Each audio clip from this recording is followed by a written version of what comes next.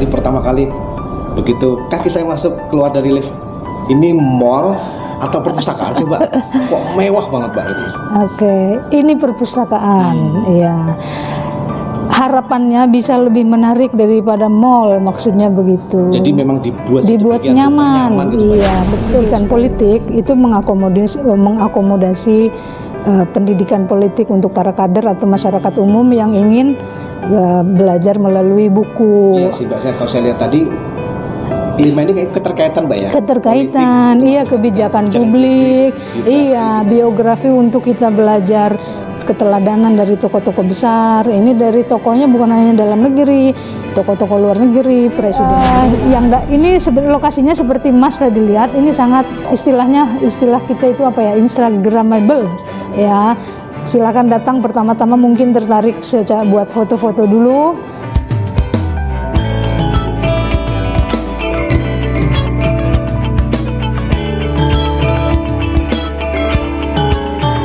Nah, para konco, sekarang saya sudah bersama seseorang yang dalam tanda petik tahu persis tentang perpustakaan Panglima Hitam di Partai Nasdem Tower. Mbak Siti Aisyah, apa kabar Mbak? Assalamualaikum.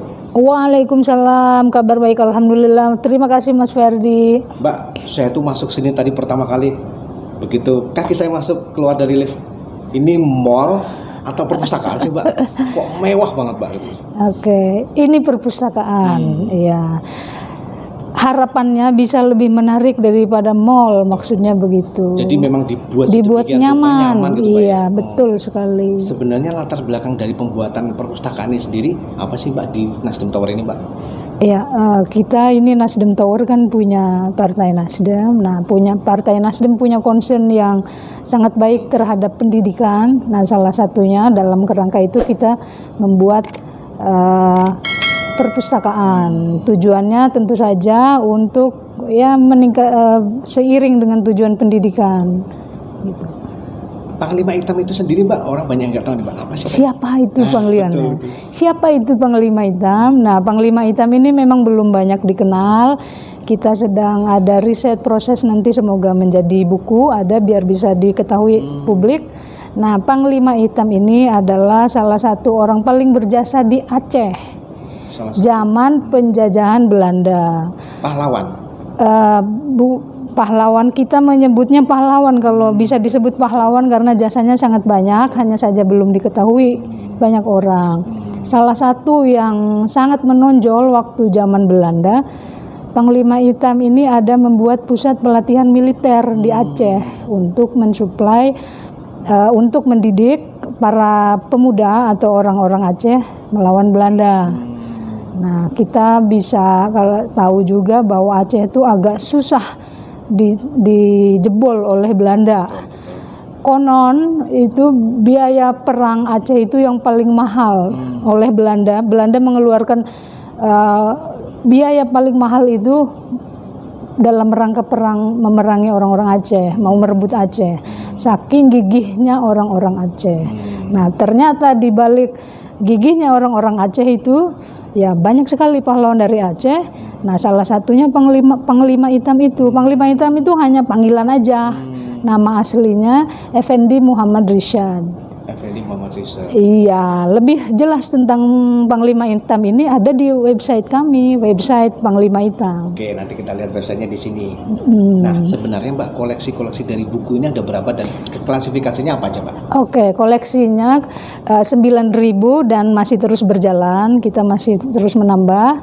9.000 itu dalam 5 kategori. Yang pertama kategori politik, kemudian kebijakan publik, kepemimpinan, biografi, dan ada kategori buku general, yaitu buku-buku pendidikan dan kemanusiaan. Kenapa difokuskan ke 5 itu Pak? Itu fokus 5 ini berbeda dengan perpustakaan pada umumnya, mungkin klasifikasinya banyak sekali ya.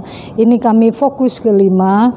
Ya, sesuai dengan untuk pendidikan politik itu mengakomodasi pendidikan politik untuk para kader atau masyarakat umum yang ingin belajar melalui buku. Iya sih Mbak, kalau saya lihat tadi 5 5 ini kayak keterkaitan Mbak ya? Keterkaitan, Politik, iya, kebijakan publik, iya, biografi untuk kita belajar keteladanan dari tokoh-tokoh besar. Ini dari tokohnya bukan hanya dalam negeri, tokoh-tokoh luar negeri, Presiden Mandela, siapapun yang menginspirasi. Jadi kita juga memilih 5 buku-buku yang masuk dalam 5 kategori itu tidak sembarang buku juga, tetapi buku-buku yang representatif di bidang itu. Misalnya buku politik, wajiblah ada buku politik ini, buku yang klasik sampai yang kontemporer, yang klasik dari mulai The Republic, karya-karya zaman dahulu, zaman klasik gitu. Dan secara bahasa ada 3 nih, nggak cuma bahasa Inggris atau Indonesia, tapi bahasa Arab juga ada. Bukan bahasa Arab, bukan kitab tentang agama aja ya, tapi sejarah dan politik itu yang dalam bahasa Arab ada. Ada terjemahannya atau buku? Enggak, buku bahasa Arabnya.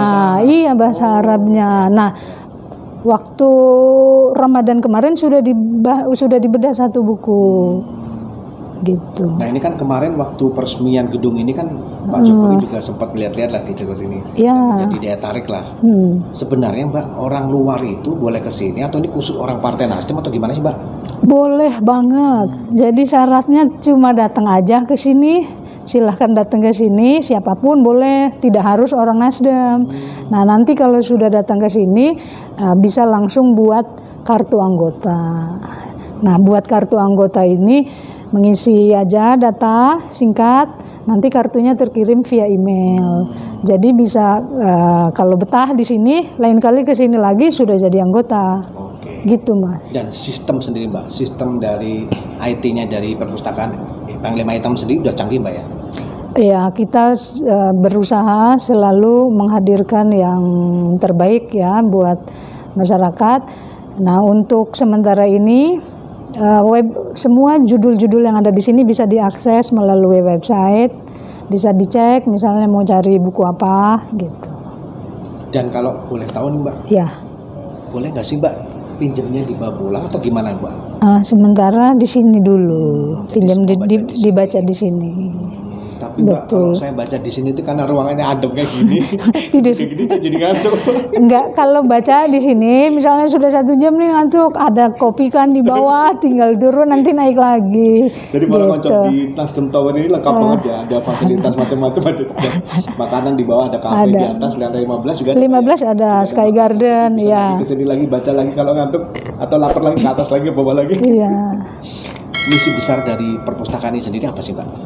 Kita ingin sumbangsi tentu saja kepada masyarakat, karena sebagaimana kita tahu apapun yang ingin kita lakukan untuk kemajuan selalu berawal dari pendidikan. Nah, pendidikan tentu tidak jauh dari buku dan membaca buku.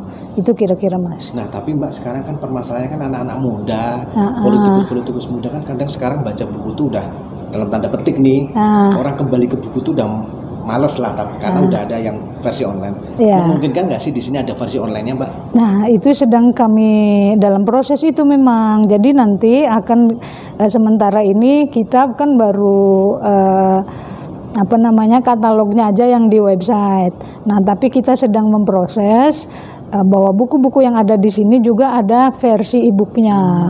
Jadi di dalam ini sudah ada, hanya belum berjalan. Gitu. Lagi kita proses. Tuh, para konco, keren banget ya. Harapan dari kita sih sebagai warga Indonesia dan khususnya orang yang suka politik, datanglah ke tempat ini.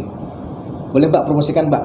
Boleh. Jadi ini lokasinya seperti Mas tadi lihat, ini sangat istilah kita itu apa ya, Instagramable ya.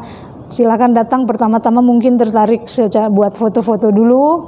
Nah, kalau kakak-kakak yang pada suka baca, cek bukunya, insya Allah suka. Dan daftarnya nggak rumit Mbak ya? Daftarnya cepet aja, nggak sampai 5 menit ya. Kartu anggotanya terbatas atau ada periode berapa bulan sekali kayak di perpustakaan? Enggak terbatas. Yang sudah buat ya. Oke, para konco, itu tadi penjelasan resmi dan juga penjelasan detail tentang perpustakaan Panglima Hitam yang disampaikan oleh Mbak Siti Aisyah. Luar biasa. Tapi ingat loh, kalau ke sini jangan tidur. Jangan tidur dan jangan lupa, ada lagi sarannya, kalau bukan ngopi, Ini perpusnya tidak, sebenarnya ini tergabung atau terintegrasi dengan dua lantai di atasnya, namanya lantai galeri kebangsaan. Nah, di sana ada patung-patung pahlawan, kemudian juga ada sejarah gitu ya, ada sedikit sejarah. Kemudian sebelum sampai ke sini, sebenarnya rutenya bukan dari lantai 5 Mas, dari lantai 7, 6, nanti masuk ke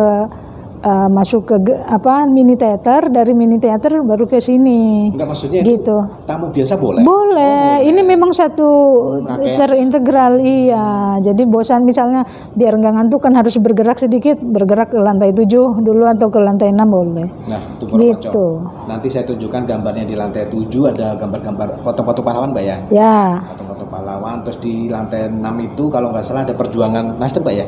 Ya, kemudian ada corner tentang Pak Surya. Pak Surya, ya. tentang pemilik ataupun ada patung proklamasi yang sangat besar tuh di atas. Oke. Dan yang terakhir di sini. Jadi para konco, jangan lupa jika tertarik langsung datang ke sini.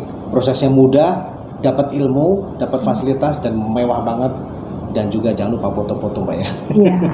Kurang lebih itu para konco ngobrol kita dengan Mbak Siti Aisyah. Terima kasih Mbak atas Terima waktunya. kasih Mas Ferdi atas kunjungannya. Like, share, The Belakang TV, belak-belakan kontroversi. Assalamualaikum Mbak. Waalaikumsalam warahmatullahi wabarakatuh.